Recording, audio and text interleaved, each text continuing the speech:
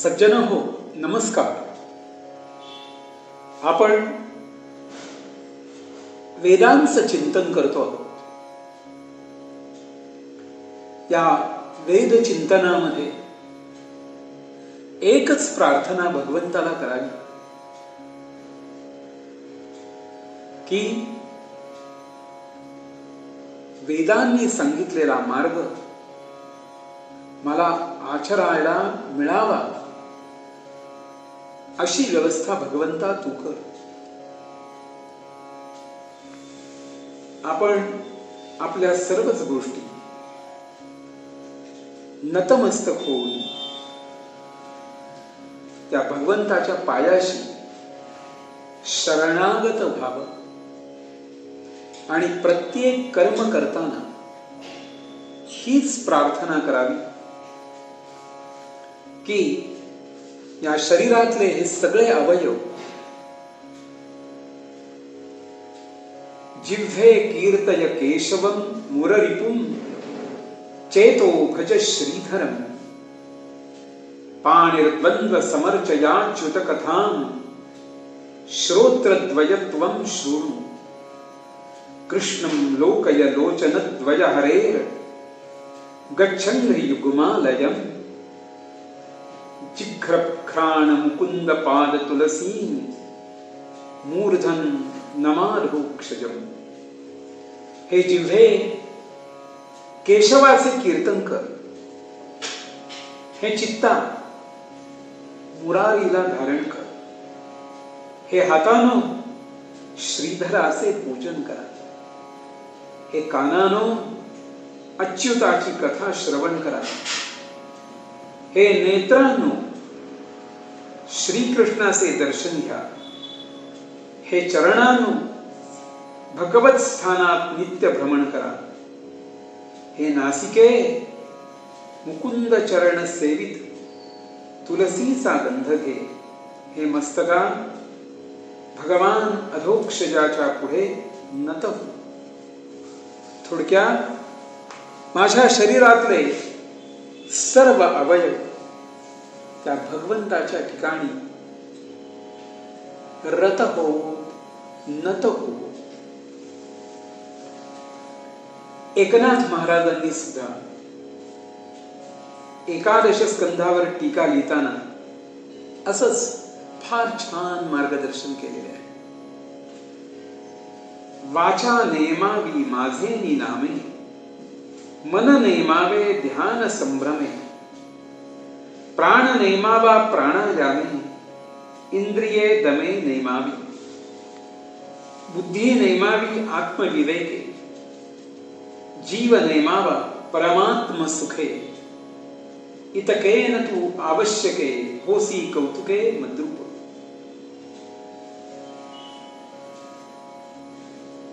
आपल्याला वेदामधून रोज काही ना काहीतरी नवीन प्राप्त करायचं आहे. तैत्तिरीय उपनिषदांमध्ये पंचकोशांचं वर्णन केलेलं आहे. तुमच्या आमच्या शरीरामध्ये जशी पंच ज्ञानेंद्रिय आहे,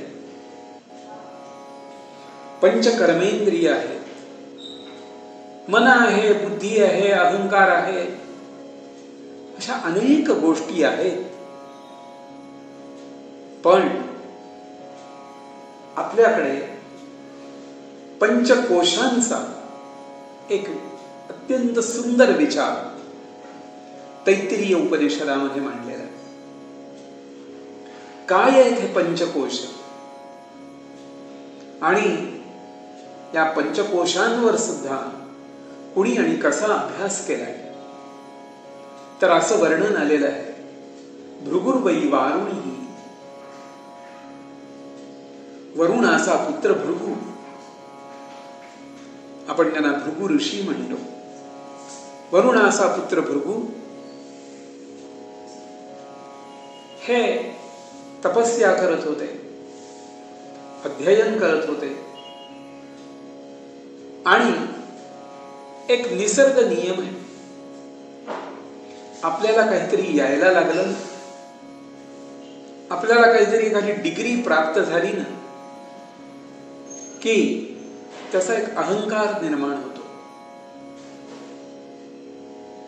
आणि त्याच तंद्रीमध्ये भृगू हे आपल्या वडिलांकडे आले. गुरुकुलातून शिकून इकडे ते यायला लागले. आता मनस्थिती अशी आहे की मला सगळं काही कळलं, पण वडिलांच्याकडे आल्यानंतर, तिथे आल्यानंतर त्यांना अशी जाणीव झाली की मला जरी ज्ञान प्राप्त झालेलं असलं, 4ही वेद मी कंठस्थ केलेले असले, 6 शास्त्रांचा जरी माझा अभ्यास झालेला असला, तरी माझ्या वडिलांकडे पाहिल्यानंतर असं लक्षात येत आहे की त्यांच्यासारखी प्रशांती माझ्या ठिकाणी नाही. माझ्याकडे काहीतरी कमी आहे. म्हणून पिताश्रींना भृगू म्हणताय की मला ब्रह्मज्ञान प्राप्त करायचंय. हे कशात आहे? कृपा करून आपण मला सांगा. म्हणजे ब्रह्म तरी कशाला म्हणतात आणि ते ब्रह्मज्ञान मी कसं प्राप्त करावं? आपण कृपा करून मला तो उपदेश द्या. त्यावेळी वरुण आपल्या पुत्राला असे सांगते झाले की बाळ, कोणतीही गोष्ट तप केल्याशिवाय प्राप्त होत नाही. या जगात प्रत्येक गोष्टीला किंमत मोजावी लागते.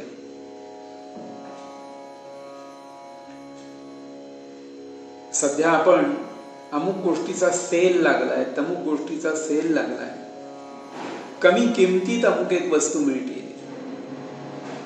म्हणून आपल्याला भूल पडते. पण जगाचा एक नियम आहे आणि तो आपल्याला असं सुचवतो की जी ती वस्तू त्याच किमतीला प्राप्त होत असते, त्याच्यापेक्षा कमी किमतीला ती कधीच मिळणार नाही. म्हणून वरुणांनी सांगितलं की बाळ, तुला जे ज्ञान पाहिजे, जे ब्रह्मज्ञान हवंय, त्यासाठी तुला तपाचरण करावं लागेल. तप कर. आणि तप याचा अर्थ 12 वर्ष. आणि भृगूनी ते मान्य केलंय आणि ते तपाचरणासाठी अरण्यात निघून गेले. कठोर तपाचरण करून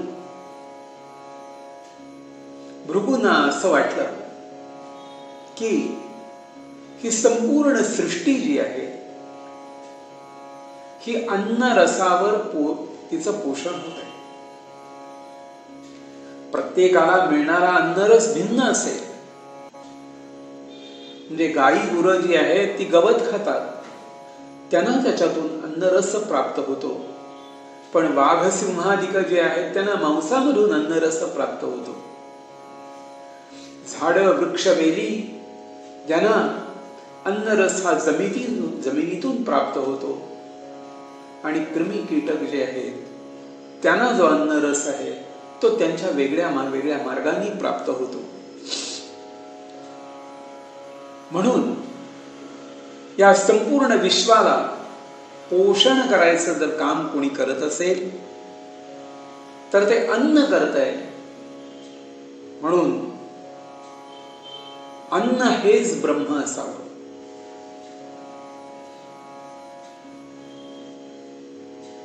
त्याला खूप मोठा आनंद झाला आणि भृगू नाचायला लागले आणि त्यांना वाटलं की मला ब्रह्म कळलं. ब्रह्म कशात आहे? तर ते अन्नात आहे असंच त्यांना वाटलं. आणि ते आपल्याच त्या आनंदामध्ये आपल्या पिताश्रींच्याकडे येऊ लागले. अन्नम ब्रह्मेति व्यजानात अन्नाध्येव खल्विमानि भूतानि जायन्ते अन्नेन जातानि जीवन्ति. वा, अन्नामुळेच सगळं काही होतंय. मग अन्न हेच ब्रह्म असणार आहे. आणि मी त्या अन्नरूपी ब्रह्माची आराधना करतो. म्हणजे हे संपूर्ण ब्रह्मांड आणि त्यांना पोषण करणारं जे अन्नमय ब्रह्म आहे, याचं मला कोडं उलगडलं. आणि खरं कोडं तेच आहे की ज्यामुळे मला ब्रह्मानंद प्राप्त होईल.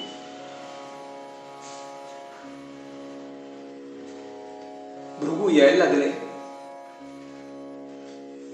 वरुण आपल्या पिताश्रींच्या पाशी आले. त्यांना वंदन केलं आणि म्हणले, पिताश्री, मला समजलं ब्रह्म काय आहे. ब्रह्म काय आहे? अन्न हेच ब्रह्म आहे. आणि अन्नामुळेच सगळ्यांचं पोषण भरण होत असतं.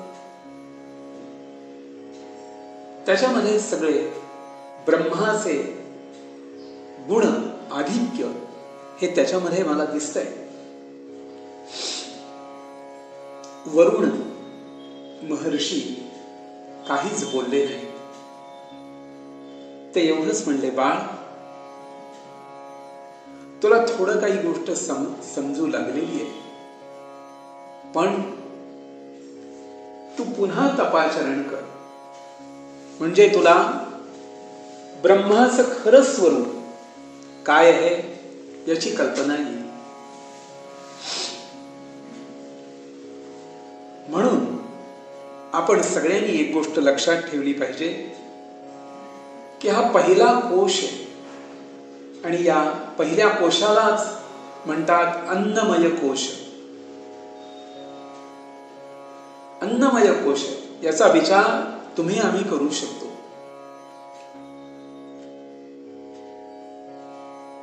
बकरी, शेळी, कोल्हा, कुत्रा, घोडा, गाढव यांना अन्नाचं जरी महत्व कळत असलं तरी त्यातलं ब्रह्मत्व समजणार नाही.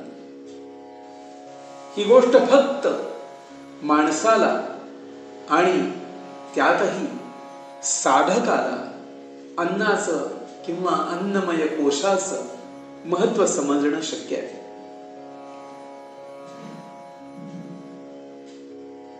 अन्नमय कोशामध्ये, म्हणून भगवद्गीतेमध्ये सुद्धा उल्लेख आहे की कोणाला कोणचं अन्न आवडतं. सात्विक अन्न, राजसिक अन्न आणि तामसिक अन्न. आपण रोज जे अन्न सेवन करतो त्यात सुद्धा सात्विक अन्न हे आपण नेहमी सेवन करावं. सात्विक अन्नाचे परिणाम जे आहेत हे अतिशय उत्तम आहेत.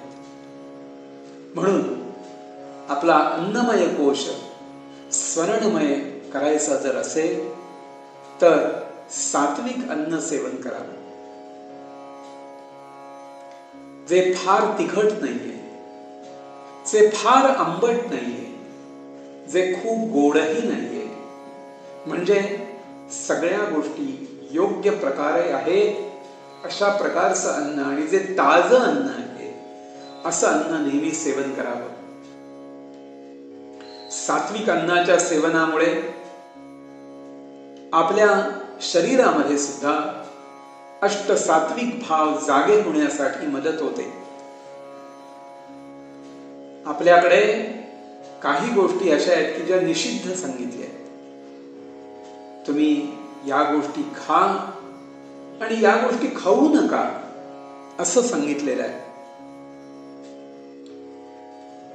आपल्याला अधिक वर्णन करताना मला आनंद होतोय की हा अन्नमय कोश किती महत्वाचा आहे. याचा आपण सतत विचार केला पाहिजे. आपल्या पुढल्या भागात आपण आणखीन थोडासा अन्नमय कोशाचा विचार करूया. धन्यवाद.